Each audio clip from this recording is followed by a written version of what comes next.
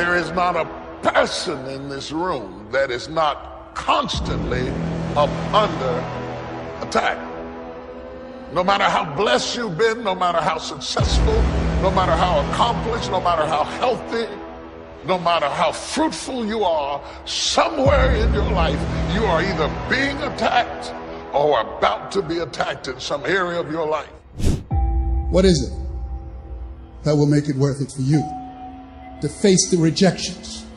What is it that will make it worth it for you to brainstorm and not be intimidated and say, I can do this? What is it that will make it worth it for you to raise the bar on yourself and say, I got some more stuff in me? What is it that will make it for you when you want to give up? And God says, I'm going to bless you, but you've got to dress for the battle while you receive the blessing. With every blessing, there is a battle. I would venture to say the greater the blessing, the greater the battle.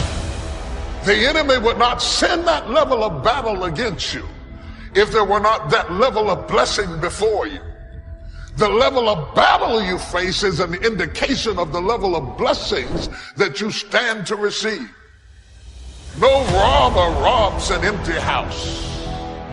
Nobody holds up a bag lady because she doesn't have anything to steal. If you're up under attack, there's something to be gained. See, you got all dressed up not to run. You got dressed up to stand, not to give place or territory, not to evacuate the turf that's yours. And it's in these moments right now that so often we feel like backing down. Life ain't gonna be easy. Ain't nobody gonna hand you nothing. You still gotta go to work. You still gotta compete against everybody in your industry. Life's still gonna happen while you trying to blow up.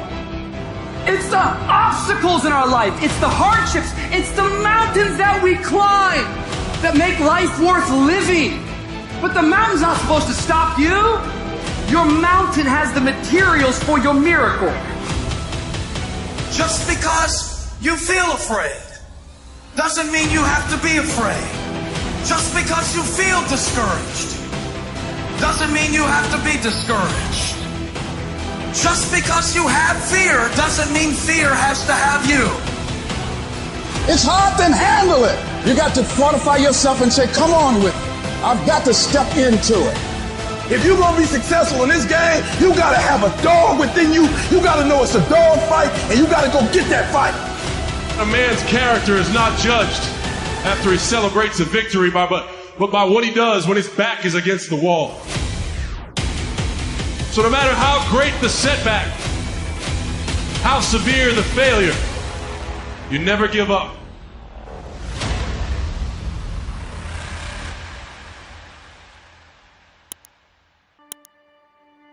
Grab and seize this opportunity like you've never seized anything in your life before to make something remarkable of it. Take advantage. Don't be lazy, especially in the spring. Don't be distracted, especially in the spring. You've got to take advantage of every spring that comes because there's only a handful. Life isn't forever. It finally comes to an end. One of the Beatles wrote, all things must pass. The sunrise doesn't last all day. Spring doesn't last all summer. The sunset doesn't last all night. We all have periods of time, pieces of time. And when those pieces of time comes, what you've got to do is take advantage of each time that comes. At the longest, life is brief. At the longest, life is just a small period of time. So don't waste your springs. Don't waste the opportunity to talk to someone. Don't waste the opportunity to have a meeting. Don't waste the opportunity to come to next extravaganza. Don't waste the chance. Each spring that comes, take advantage of them because there's just a few. Don't let them all pass. Take advantage. Now here's number 3. In the course of the seasons, 1 is the winter, 2 is the spring, 3 is the summer.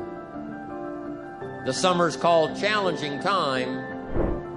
In the summer, we've got 2 things going for us. 1 is opportunity, but the other is to watch out for your enemies. Nourish your values in the spring. in the summer.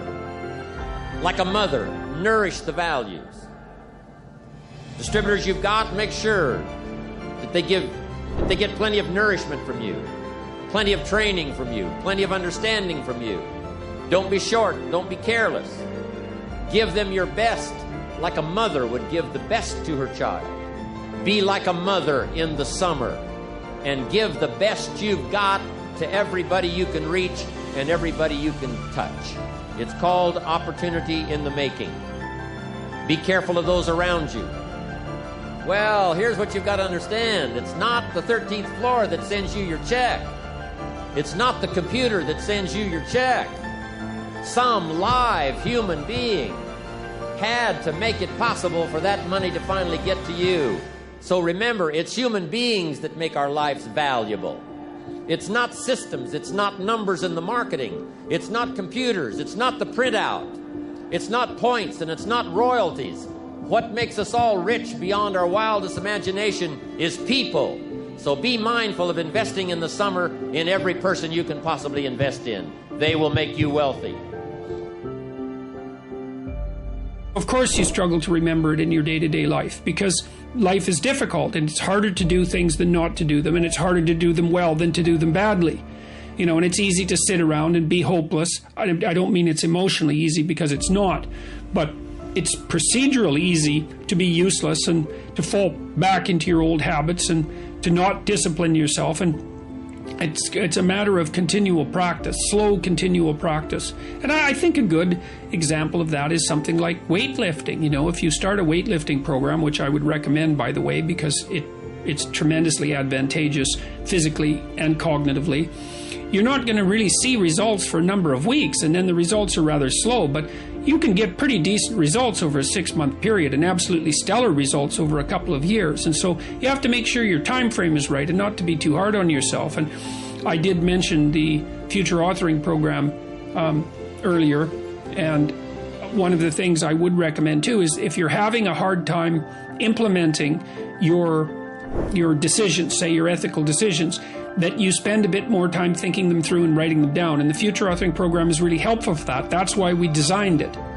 And so get your goals straight and continue to practice every day. And if you're not succeeding, then make your goals slightly smaller. You want to make your goals large enough so that they challenge you, but small enough so that you have a reasonable probability of succeeding at them on a day-to-day basis. And then you have to also understand that if you fail on a given day, like let's say you're trying to quit smoking and you quit for 2 weeks, and then you have a cigarette and you think, oh my God, now I've screwed it up, I'm not quitting anymore. You smoke a whole pack of cigarettes. It's like, well, there's a couple of mistakes there. And one is, well, just because you had a cigarette doesn't mean you failed.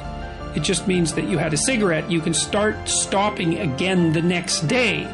And the fact that you had 1 cigarette in the last 2 weeks is a hell of a lot better than the 2 weeks that you had before that. And so you've got to be realistically humble. You've got to be ambitious enough in your goals so that you're pursuing something that you regard as truly meaningful and worthwhile. You know, and maybe you can judge that to some degree if you think about someone you love attempting the same thing and think about how you would feel if they managed it. And if you would feel good, then that's probably a good what would you say? That would be a good evaluation strategy to use on yourself. So you want your goals to be of sufficient nobility so that you can live with yourself properly if you're pursuing them, but you want them to be small enough so that you have a reasonable probability of implementing them.